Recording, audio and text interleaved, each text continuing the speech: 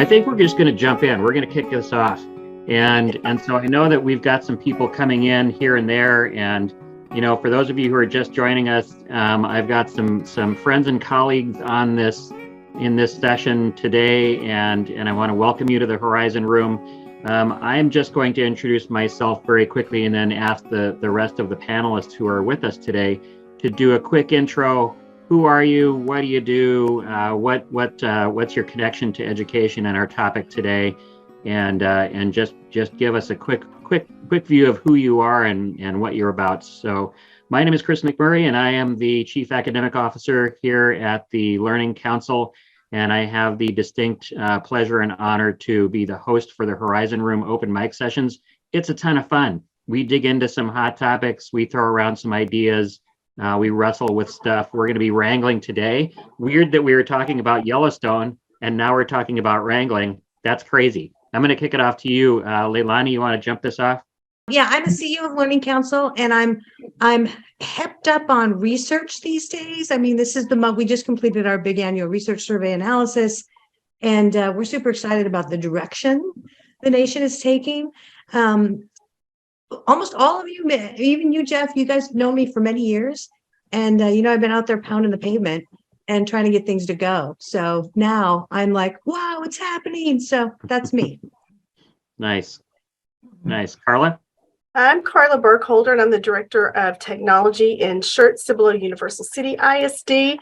My heart is in instruction. Unfortunately, these days I'm all about cybersecurity and hardware and wireless replacements, but my heart is really in instruction, and I am a big advocate of personalized learning and school transformation.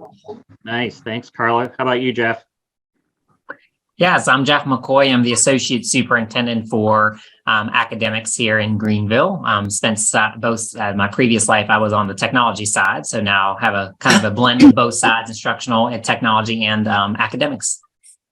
Fantastic. Welcome, Jeff. Gisela? I'm Gisela Albuquerque Weise, and I have been in the EdTech trenches for over 20 years. I've gone through all its pains, learned from it, and found some silver linings, as you all have. As you know, I have been a practitioner who oversaw the needs assessment and the rollout of new technology for curricular and administrative needs, primarily in higher education, but in the last 5 years, through my corporate roles, I have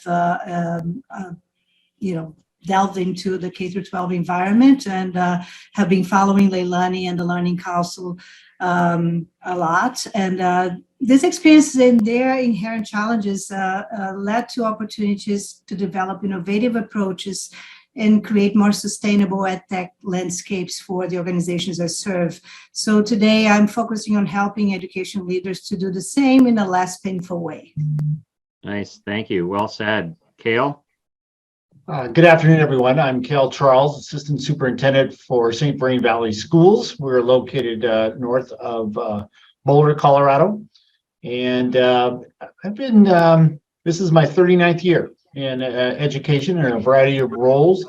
And I first started to get associated with the Learning Council about 10 years ago with LeiLani. And as we started to dabble into digital curriculum and what that meant, and how do you wrangle all this stuff, using the Yellowstone analogy there, and how do we navigate this? It was a fascinating journey, and so it's just something that we do to really give our students a rigorous education, personalize it, and really give them that competitive advantage as they either head out into post-secondary or into the workforce.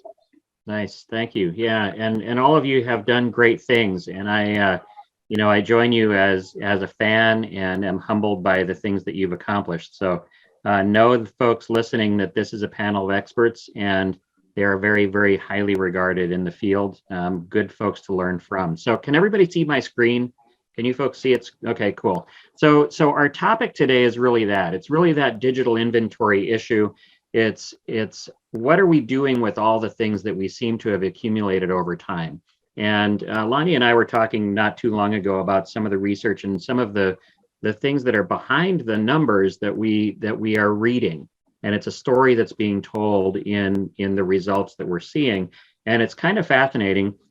It's also fascinating to look back at this in sort of a much more holistic and longitudinal way, and recognize that we're entering into some more predictable developmental phases in terms of school systems movement forward and their progression in all of this. So the Horizon Room, for people that are new, this is really, as I mentioned before, where we dig into some hot topics. These are all things that are on the horizon for folks, hence the name, in education. And we're talking about hard things, right? We're talking about stuff that is having an impact on human lives, making a difference for students and staff, moving forward with things that are innovative and things that are going to help us move beyond some challenges. We're on every 2 weeks, so if you're not already tuned in before today, for sure, put those things on your calendar and watch the Learning Council for upcoming topics, because we're starting to peel back layers of the onion, as we always do, and with new data coming to research, there's a lot of great stuff that's ahead for us. I'm going to ground us in some context first before I throw us into the future. So the last Horizon Room, we talked about the foundation, the technology foundation. And this was a great discussion about the infrastructure. It dealt with security, it dealt with all the hardware, it dealt with the networking, it dealt with all those things that are foundational to an experience within a school. And that's a necessary layer. We're adding to that discussion today because we didn't really get into very deeply, and I think Karla, you were there with us.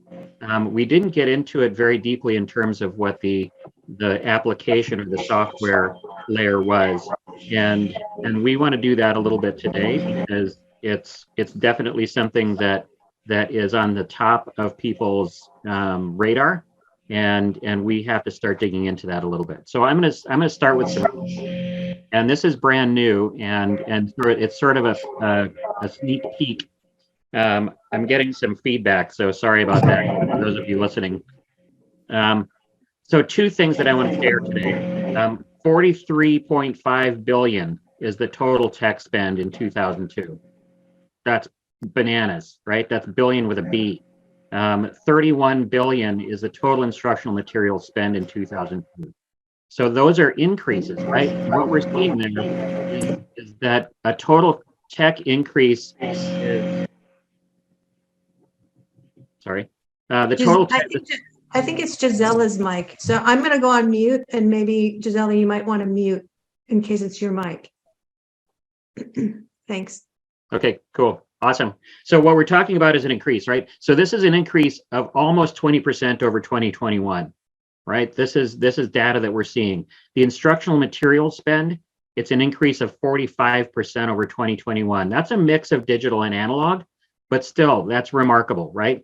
33% of educators are considering the implementation of a LOR, Learning Object Repository, in 2022 versus 21% in 2021.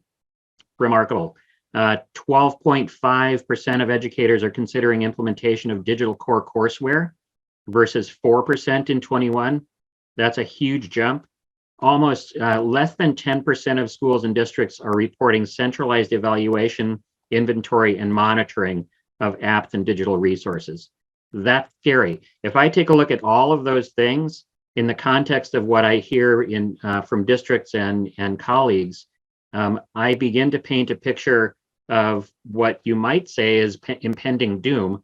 It looks like great opportunity, but I also see that there are schools that are tiptoeing into an area where most of you have already been. And so most of you have already experienced, we just bought a bunch of stuff and we released it into the wild and we didn't tag it, and we didn't have a great idea of how we were going to measure the efficacy of it. And yet it's all out there, and now we got to wrangle it back in, and we got to use our lasso and get a horse. And so that was a lot of work back then, and it was a relative handful of districts who were doing that. Now this is across the landscape. So we all of a sudden have huge spikes in resource availability. We have very low reports of any of this management sort of activity going on. and we have increases in certain areas like the lower that are great, right? That's a silver lining. That means people are thinking about doing these other things. They're thinking about moving forward or evolving in the thing that in the implementation. So any of these considerings indicate to me that folks are mindful. They're mindful of it more now than they were before, and that's a good place to be. So I'm gonna stop there, because with all of that as context, what I want to throw out there first is where were you and where did you come from, and where are you now in terms of experiencing this sort of glut of technology, and in either in your system or as you've seen it in the field, and how did you get to a place where it's much more manageable? How did you get to that? Because today we're about recognizing the issue, but we're also looking for solutions as well. So I'm going to toss that out to you folks who are joining today, and maybe I'll start with Kahle. What do you think? So I think part of it, Kristen, it's a great question. Part of it, well, not part of it. Where we need to start. And I consult with districts across the nation, and they want to get to where Greenville, North Carolina is right now without doing the work. And that just isn't going to happen. I always advise you take some time and decide what you want your classrooms and your schools to look like. For us, we took a full year and we looked at, okay, what are the attributes that we want in a classroom? And out of that, once we had our attributes at the different levels, because they are different, we then spent time listing the actions that we wanted out of that. And out of that, that really set the tone for us. And we still refer 15 years later back to that document. And we made some changes to it, of course, but it really has been our North Star. It's what's been our guiding light, and how we look at content and the purchase and creation. Now we're creating our own curriculum of digital resources. And so we are very intentional about that.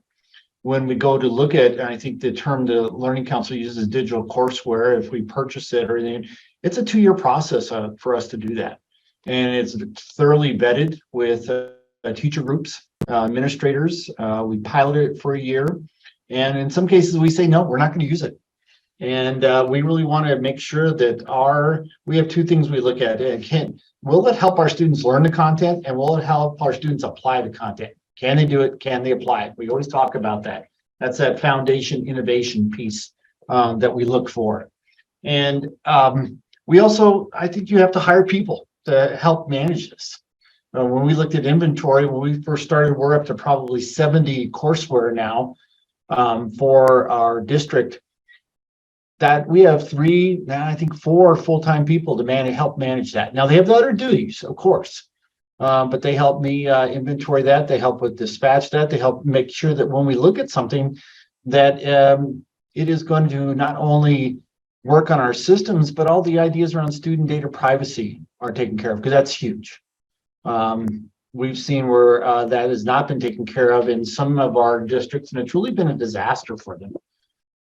So to summarize, not be too long-winded here, Chris, I apologize, is really be intentional about what you're going to do.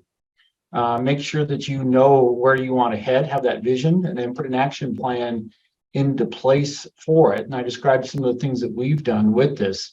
Lots and lots of details with that, but that's gives you an overview of some of the things that we've done to manage this. And we've created lots of systems too for inventory, and be able to track and see if this stuff is working for us as well. Nice. Yeah. So one of the things that sticks with me about what you're saying as I listen, the notion of having a plan and a path is critical, right? If we don't, and this is sort of what I sort of brought up as some of the issue. We know that people have gone into this largely without a plan, without a cohesive plan, and that goes with hardware as well. And what we're seeing now is that this stuff is showing up as a security risk, or at the very least a frustration, which turns into folks leaving. So that's a great point to make. Jeff, what are your thoughts on that? So I would say, as I mentioned before, I had a different kind of background. I was a teacher, obviously, went to instructional technology and came to the academic side. And when I came over as associate superintendent, really even before that, 7 years ago, as an executive director of innovation, we really at that point in time started really wrangling a little bit what was out there in our schools. We put a structure in place. We decentralized when I took over as associate superintendent.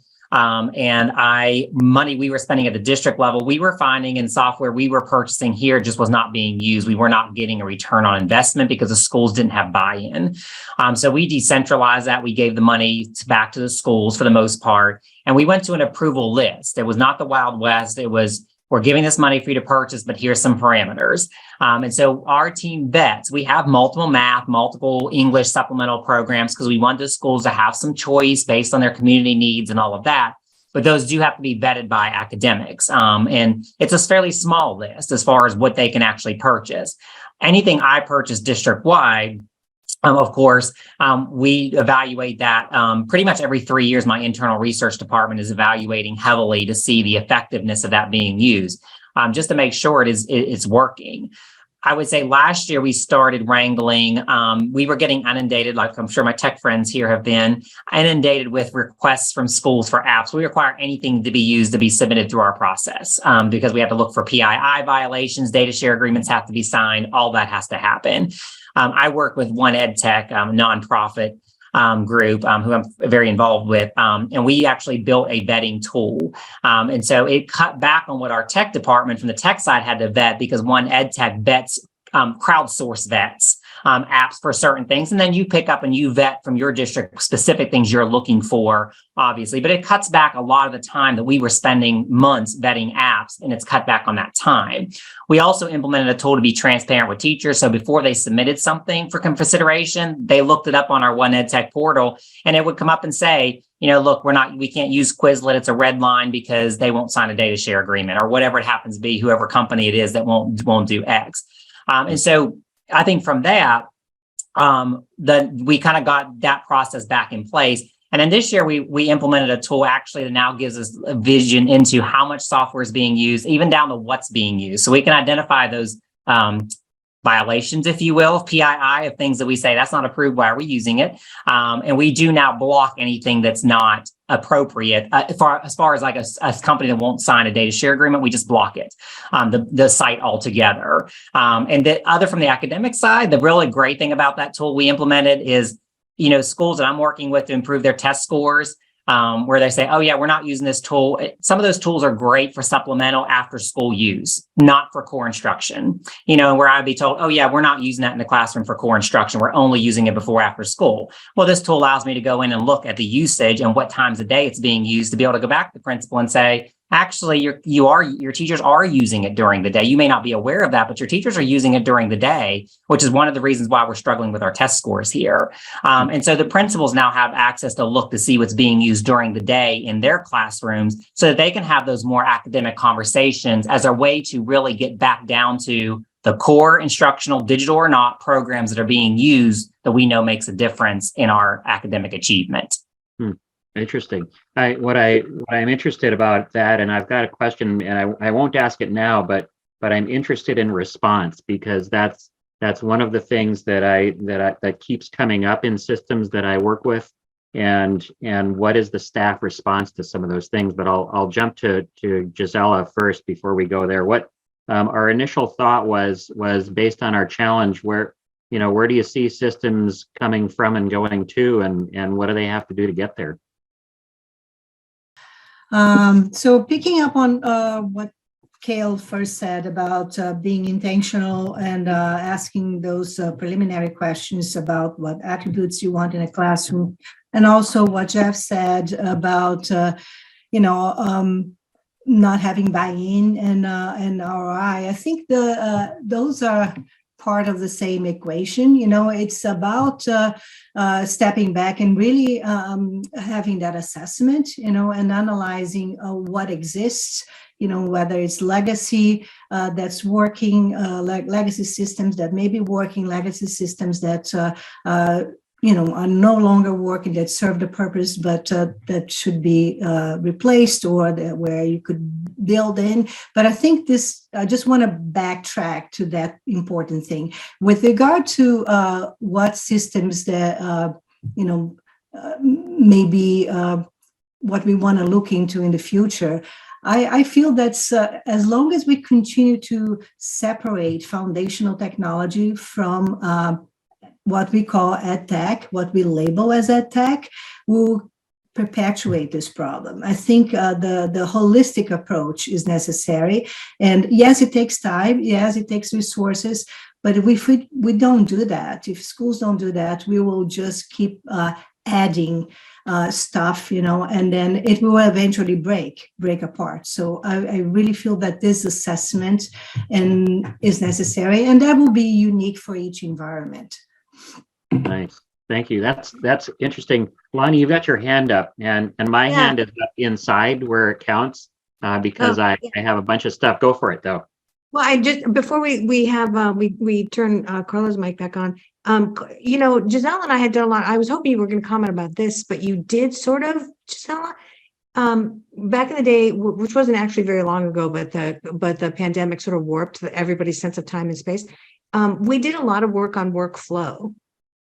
And Gisela was sort of the genesis point for the direction we took in the discussion on matrix learning. And even earlier than that, what we called expo learning, which is sort of arriving at a point where you've established true workflow going on in your organization. Whereas what's really happening nationwide, we can see that in the surveys, is there's a lot of willy-nillyism. It's kind of everyone for themselves out there at the teacher rank level. It's like, what do you want to use? I don't know. What do you want to use? Well, I like this. No, I like that. Blah, blah, blah. Okay, well then, data at the school and district levels could be a world-class mess. I'm honestly leaning in the direction of these next several years should be 100% about workflow, more than only just the content or what you're using, because the load on the teachers to be the picker of all things is way more than administrators realize. It's not the analog age. And when you move to the digital age, there's such a thing as digital traffic, which is the back and forth. It's the issuing. Okay, no, you log into this. Oh, I'm going to differentiate. You 6 over there log into this. No, you 3 will log into this. And then I got to go check all the dashboards. It's like, and then I got pelted with email from all the students and all the teachers. And then I got a group over here I got to work with. And then the parents pelted me with email. And then I got texted and whoa. So I'm like dramatizing the reality. But Gisela, did you want to say anything else about workflow? Because you're an expert in that. Absolutely. Thank you for reminding me. But I feel that I completely agree with you. I think workflow and leveraging data that already exists in each school system towards learning and capacity, to build capacity is paramount. But how do you do that if you don't assess, what you have? Yeah. So it starts there. That's why I was going to migrate into workflow, but thank you for helping me jump into sooner rather than later. But yes, that assessment, that's assessment of all the resources, whether it's technology, people, that idea of buy-in, low buy-in, equates to low ROI. It's absolutely true. I mean, so if we don't pay attention to those very important details, we are not going to be able to realize any major strides. But I'm interested in learning more. I know that Kahle and Jeff, have been able to breach that. How did you do that? How did you accomplish that in your organizations? Well, could I actually interject for just a moment? I'm gonna table that question momentarily because okay. I want to get some thinking from Karla on on the things now that you've heard from multiple people. You're with me on almost every Horizon room, thankfully, and I love your perspective on things. You also have a perspective that represents some post-secondary and some graduate level work in the university with educators and preparing those people for success within this new world that we happen to be in. What are you thinking right now? So let me just say ditto to everything everyone has already said. You got to have a vetting process. You got to be intentional. I will just say about a vetting process, if you approve everything, that's really not a vetting process. So I'm just going to toss that out there. So you really got to stick to it and mean it. But in working with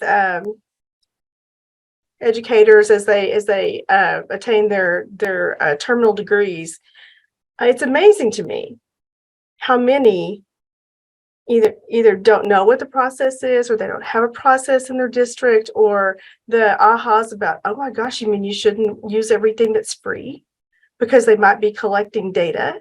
We're supposed to be looking at that. So it's really amazing that they, y'all, this is 2023. We should know this by now. So I'd be interested to know ideas on how are we making sure that people know and understand these things? Of course, I know that's what LeiLani is great at and Chris is great at. How do we help y'all make sure that folks understand? That's what we're cutting down on right now. That's our next. I'm going to say this jokingly. Our next victims are the free applications. We can't, and I have a way now to see what people are using, and I have been known to just go block stuff. But we just, people don't understand. And managing is also an issue, as far as we still have, even though we have a process, we approve process, we say why we can and can't do this. We'll still get things. Hey, by the way, we're going to use this. And it's already been purchased and it didn't go through us. And somehow it made it through the system. And so how do you manage all that and help them understand, well, you really can't use it because it doesn't follow our data standard, or it doesn't, you can't use one roster, or so there's still a lot of work to be done. Did I say anything worth knowing, Chris? I'm not sure I did. Absolutely. No, well, but it causes me to go back to the original commentary from Kahle about a plan. And when you think of that plan, often that plan lives within the executive team, or it lives within administration. And when you ask down the line, the thing gets diluted as you go down the path. And then pretty soon nobody can articulate it, and they're like, well, I guess we can buy anything then. Sweet. And that's interesting, because that happens regardless of what we're talking about. It happens for instructional plans. It happens for shifts in structure. It happens for all of those things. And the systems that are successful are able to articulate that using that red line. It goes from the top to the bottom, and it has application within each one of those levels. So totally. Thanks so much, Karla. Gisela, you had a thought about, and you were querying Kahle and Jeff about how they had sort of breached the gap into some much more workflow types of structure and thinking. What are your thoughts on that? Where did you want to go with that? Because I think it's directly relevant to what we're talking about today. Yeah, I feel that those two districts are great examples of what's working, and I'm sure that they, because of that, they understand that's not a one and done thing. That's an ongoing process, and the concepts of a continuous assessment and continual feedback and continual process improvement exist, but I'm sure there are a number of things that they have not yet accomplished. So I would like to understand what they were able to do, and why they were successful with that, and what are the gaps that they still need to breach and prioritize. Maybe those examples of successes are a good starting point for other schools to take their first step. Perfect. Yeah. So yeah, go for it, because you're a mind reader, Gisela, because that was sort of where we were heading to, and that was a great intro. So Kahle and Jeff, do you want to jump into that one? Sure. As you said, Gisela, I think there's still things in our process that we're still refining, that we're still trying to make work well for us. I think this year, maybe Karla was referring, we seem to be on a little bit of the same wavelength there with visibility and transparency. I think while there's several tools out there that give you transparency into what's being used, think a lot of districts I work with see that almost, I don't want to say as a waste, but they almost see it as, oh, it's more important to have the instructional software. And it is important to have the instructional software, but I think this year when we really implemented that tool where we could see what was happening in our schools, it really opened our eyes to, okay, you know, for this paid stuff, we have an amazing, I'm sorry, my light take off. We have an amazing process for paid software. There's nothing that gets approved with a purchase order unless it goes through my department and then also our chief information officer in technology. So there's no surprises from that. And then we can ask those questions. As I think Karla said, it's the freeware that we get caught with. And so we have 78,000 students in our district, 6,000 teachers. You know, as much as we try to communicate that, it's very difficult to communicate the why, that you have to be careful. What is PII? Why do you have to look for that? And so I will say, though, when we implemented that tool this year, that was kind of the last piece of our process. Then now principals have taken ownership of that. I mean, principals have really started digging in and looking and saying and actually seeing what's being used in the classroom day to day, week to week, and actually calling teachers out to say, hey, this is a freeware that we can't use this. You know, and why are we using this? We have a tool already that we pay for that does this at a better, higher level. And so we're still working towards that, but that for us was kind of our last, as Kahle and Karla said, this has been 6 years for us. This is a 6-year process, I'm ashamed to say. 6 years for us to getting to this point of really honing our processes, getting the buy-in, and helping people understand that what we do in the classroom everything we do has to be efficient, and we just have time to waste in the classroom with standards and where we are sitting. So everything has to be efficient and effective, including what we choose for supplemental and remediation for our students. Nice. That's well said. And I'm glad that you added a 6 in there, because folks that are listening and who are just starting this process, that might freak you out. You might be listening and go, oh my gosh, 6 years now, and I'm right here in year 0 or 1. That can seem daunting, but you can shortcut that by listening to these folks. You can learn from a lot of the things that they have learned and some of the solutions. Kahle, what are your thoughts? I saw you unmic or unmute. For us, you know, Marzano used to talk about that guaranteed viable curriculum, and that's really where we started. And from there, we branched out, and once we established that was pre-digital even, we were committed to that. We started looking at schools of choice, and we knew that we wanted to have our parents have a choice, and our students more specifically have a choice of different pathways, different focuses within schools and within our feeders, within our system. And that has worked really well. And it just keeps morphing and keeps going. And now we're looking at, okay, let's have, instead of just being bound by brick and mortar, let's have through the technology that's available, i.e. a lesson learned from the pandemic, a student can create a playlist. I like this class at this school, but you know what? I really like this one over here. And they start to create their own pathways, their own curriculum. Certainly we have graduation requirements because the state makes us, all those type of things. We have to also adhere to the higher ed requirements as well. But with that, then you start getting to me what personalization is all about: student interest, student passion. When students can create their own playlist because of the technology, we, and LeiLani and Chris know this, we call it Agile, Advanced Global Interactive Learning Environments.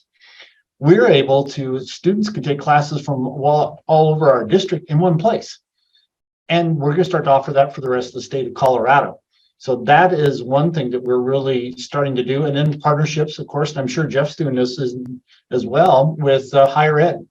So that our students can start to get AA degrees in the same time they get their high school diplomas and industry certificates, all those type of things. That really, Gisela, is starting to look at like a workflow process. And now, and I'm not getting pushback on this, which I thought I would, which is fascinating. I'd be interested to hear what you guys think about. You know, we're doing competency-based courses. You know, why would I have a student go through a entry-level computer science class when they could teach the class? Let's get them get through that. Let's get them into CompTIA. Let's get them into all those type of things that they can do really, really well.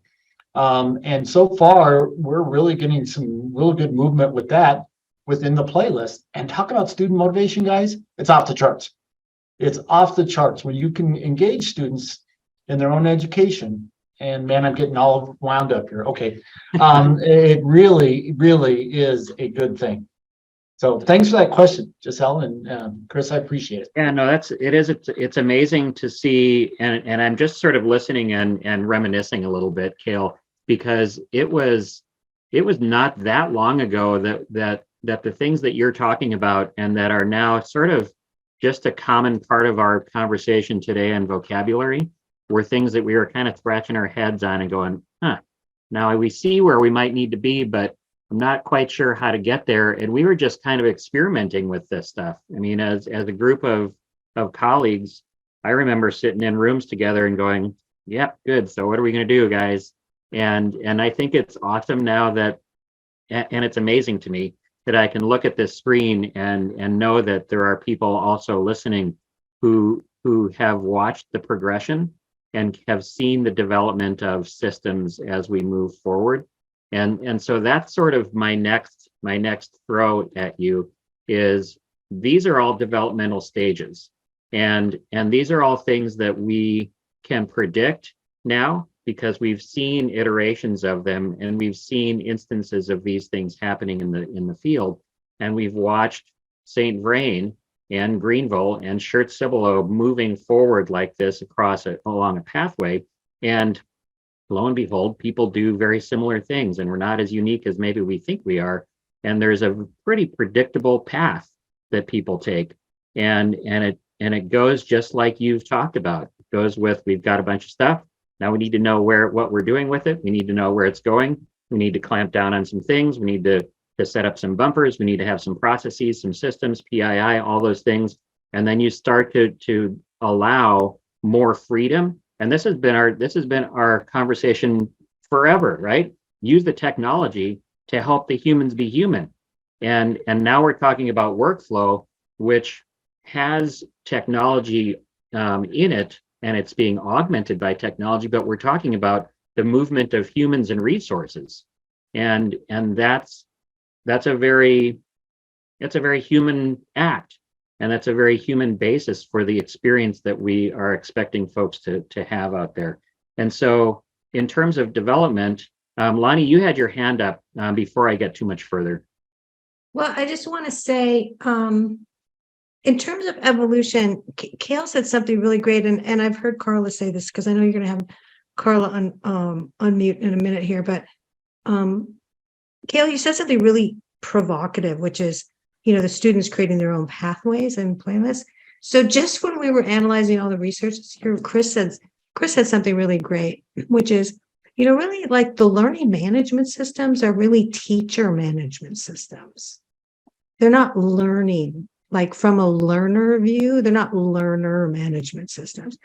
And I think that we're right on the very edge. I'm going to give it maybe this year before it goes explosively, it grows, where the systems that are emerging now are the ones that flip the whole paradigm on its head, and it's learner driven and it's not teacher centric. So you're there with a viable curriculum map. You've laid down, like we talked about, you've laid down the tracks and you've pinned the resources to the tracks, right? Some are ProGrade that you purchase, some are your own stuff. There's a lot of schools out there that are building all their own stuff, which I think is crazy town. Because they're not professional instructional designers. They don't know animation. They can't build the widgets that you can. They don't have like 80 people on the research team for, the math, science, blah, blah, blah. But at least they're buying a bunch of stuff. They're like in the early years, like where we were like 10 years ago, right? So I believe that what you're headed for is that flip. And Karla, you and I talked about this when I was down in San Antonio. The next major shift is to flip the whole thing on its head. I just want to make that comment. Yeah, thanks. You're already there, Kahle. That's why we like you so much. Yeah, Karla, thinking of that developmental sort of progression, what are your thoughts on that? Because that's a great data point for us to be talking about today, because in 2 or 3 years hence, when we all get back together in Horizon Room 55 and we're talking about this similar stuff, you're gonna be like, remember back in 23 when we were like, man, what's the what's the next developmental stage for us? What's it going to be? And we're going to look back and chuckle, and we'll be talking about the next episodes of Yellowstone. Karla, what do you think about our developmental phases here? Well, I have to say I'm excited about that. I want to be there when the flip happens, because that's what really and truly has to happen. I love what you said, LeiLani, about learning management systems are really teaching management systems, and yeah, they really are. So, we see it in little pockets, teachers that get it, that will allow students to, well, perhaps they're building the playlist, but they're not too far from saying, okay, you can build your playlist. I think it's going to take a while for most folks to get to that point. But it's where we need to go. I'm thinking about, so Chris, you and I have talked about, there's a document that the Texas Association of School Administrators developed back in 2006 that talked about individualized pathways of learning for students in 2006. And if you look across our state right now, there's only there might be a handful of districts that are truly have or multiple pathways for learning, maybe not individualized, but multiple pathways for learning. So I'm ready for the flip. Can I just come visit you, Kahle? Because I want to be there when that happens. But I really think that we are all at different places, and it's going to take a while to get the majority there. So I can also add to that, and I appreciate that we're talking about time, because ultimately what we have compressed into a relatively short period of time is to increase the vocabulary and vernacular of school systems across the country. And that took a relatively short period of time in the evolutionary sort of scope of things. And so what I would love to be able to do, I know that we're sort of drawing nigh in terms of time, but I want to give some hope to people who are just in the beginning phases of this. And I this very week I've spoken to at least this many who are in the very, very beginning stages of things. It is the Wild West. They still have things, they don't respond to what is a DSA. And I'm like, what do you mean, what is a DSA? PII is still something relatively foreign to them. They're not having the security, the network security conversation. And that's scary to me.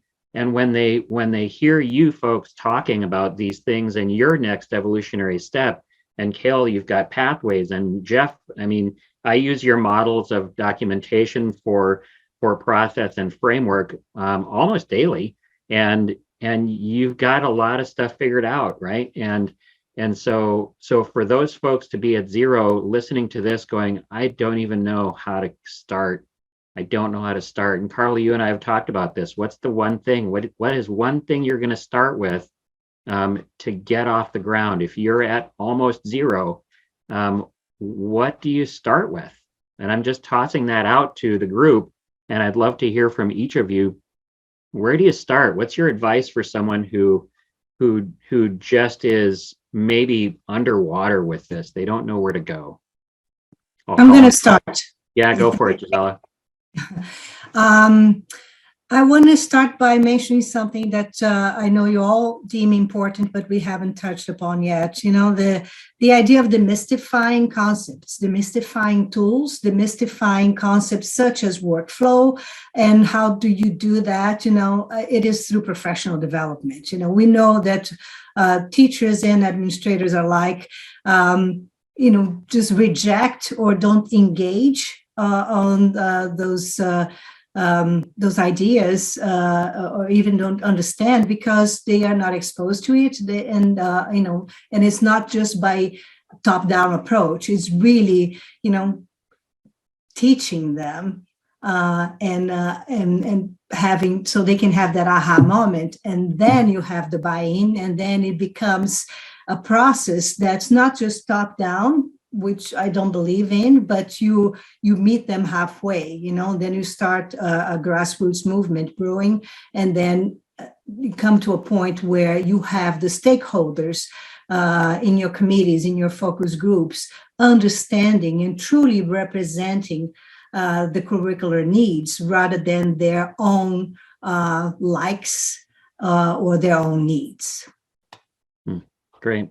Yeah, thank you. Thanks. Yeah, PD can't be an afterthought, although sometimes it is. And unfortunately, the other thing that I see to tag on to that is the quality of the PD, of the adult learning. And too often we see adult learning around resources, whether it's analog or digital, be functional and not application based. And that's crazy to me. And we waste a ton of time and money by helping people either flip through pages or look at the bells and whistles and widgets and buttons. And that helps almost no one, because you probably could have figured that out on your own.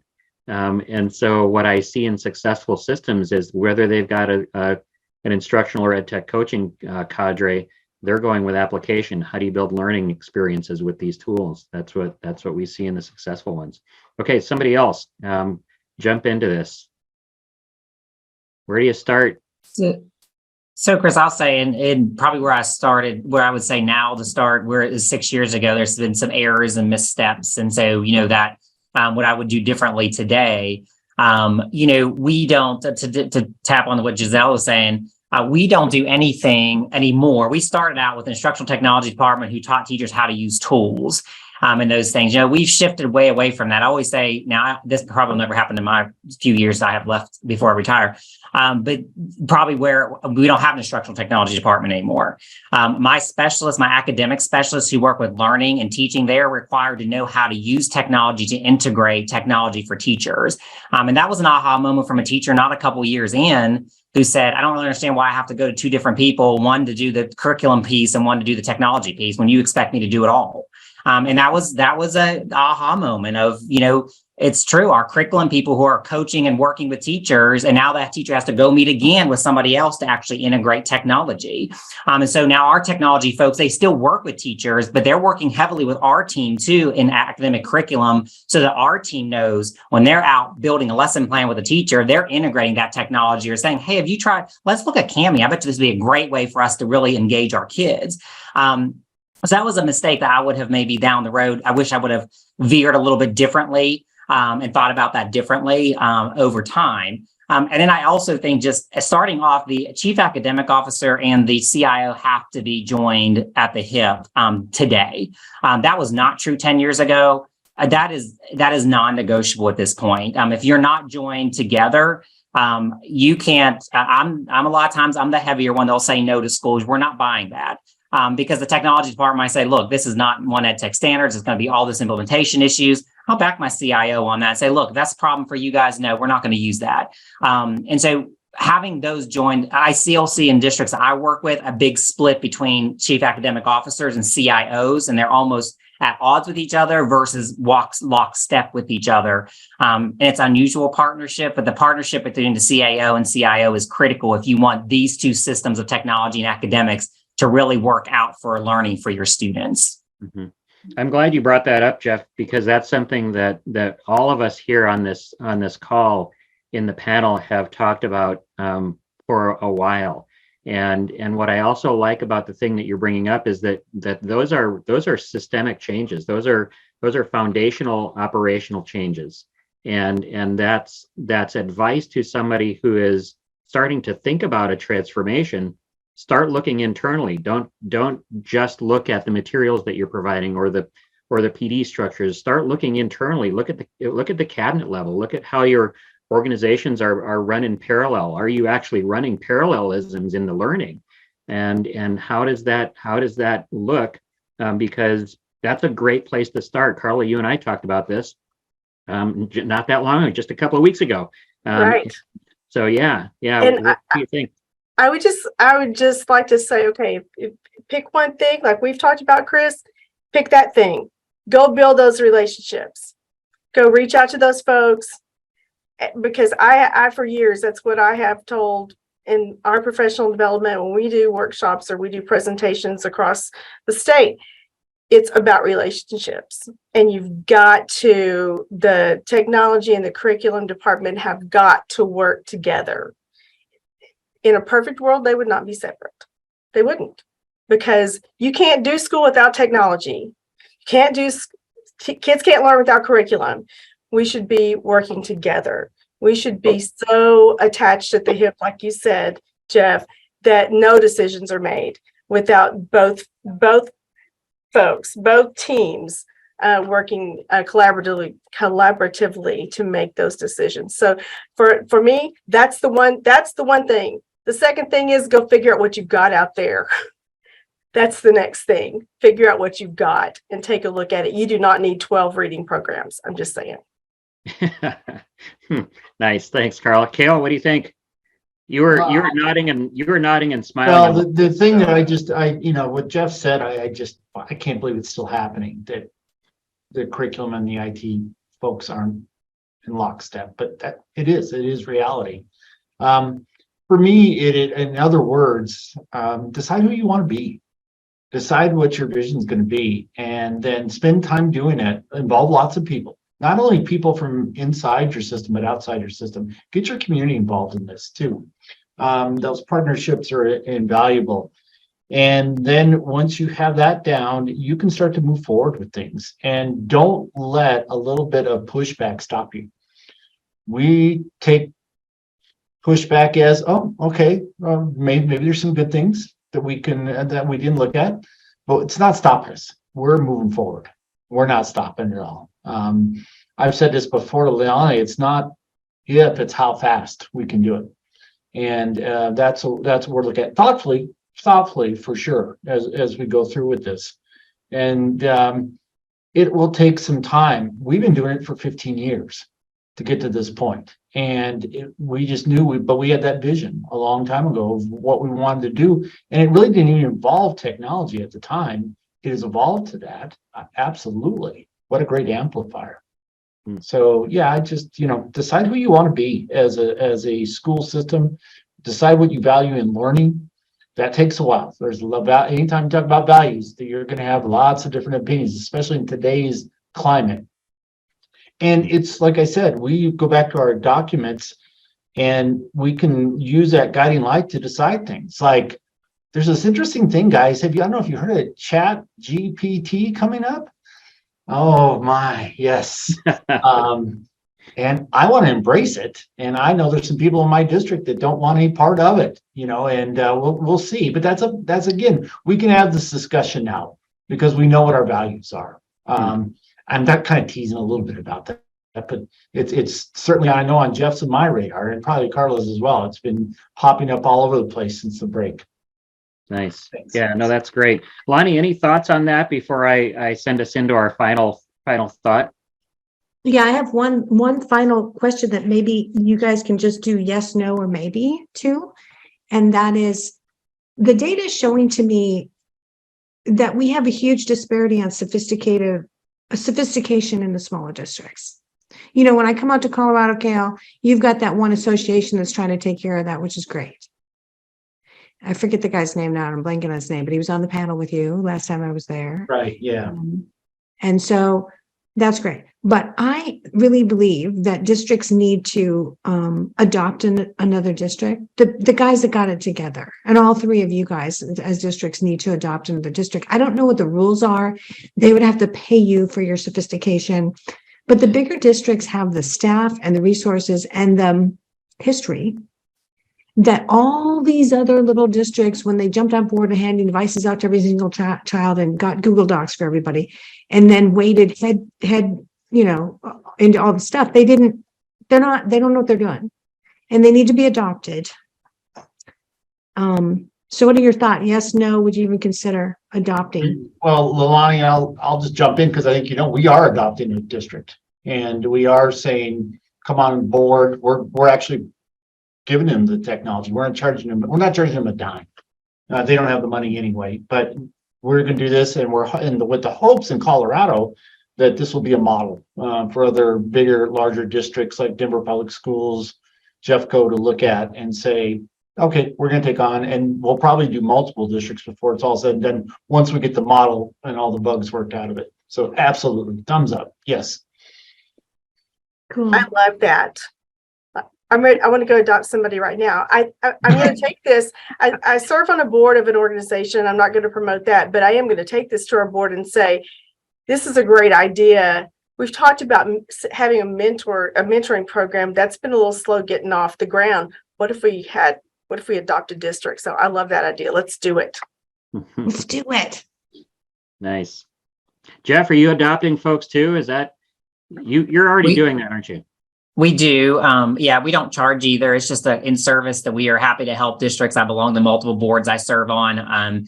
I think part of that, I love that, LeiLani. I think that's a great idea. I think part of it is just getting that word out, and districts needing to participate in small councils and small learning opportunities to hear about those things, that there are districts willing to help and, guide them along their way. It really doesn't take a lot of time to do that. It's an investment to a degree, but again, I had a team to go down yesterday, my academics team, and we had 90 people from around the state come for 3 hours and 4 hours and learn about our transformation processes. And they're coming up and visiting us. And so, particularly if it's in your own state, I think that's a great idea because you're invested in your own state. They're all your kids. Even in the state of South Carolina, they're all my kids. And we want them all to be successful, regardless of how big the district, how small the district, and what resources they have. Yeah, that's great. I think that the more, and we're in sort of we're in an enviable spot as the Learning Council to be able to have connectivity with all of those who are doing, such as yourselves, but also all of those who are not doing, and we're trying to help them to move on. And I've had conversations with every one of you about how do we work together to get that stuff moving and to help provide some supports. And so I mentioned earlier, I'm working on getting those example structures together so that no matter where you are in the country, we have the ability to connect you with somebody who can give you an example of what does it look like in year 1? What does it look like in year 15? What does it look like in year 2? And depending on where you are in your own process, you're going to want to see some things in every one of those, because you can't just look at somebody who's been doing it for 15 years and you're just starting. That's inconceivable. It's hard to even see how to get there. And so that's part of the process. And Gisela, you're part of this too. I think that in terms of the broader view of the business, and from your experience, sort of spanning the range of things in education, how do you see this type of collaboration actually getting underway and moving?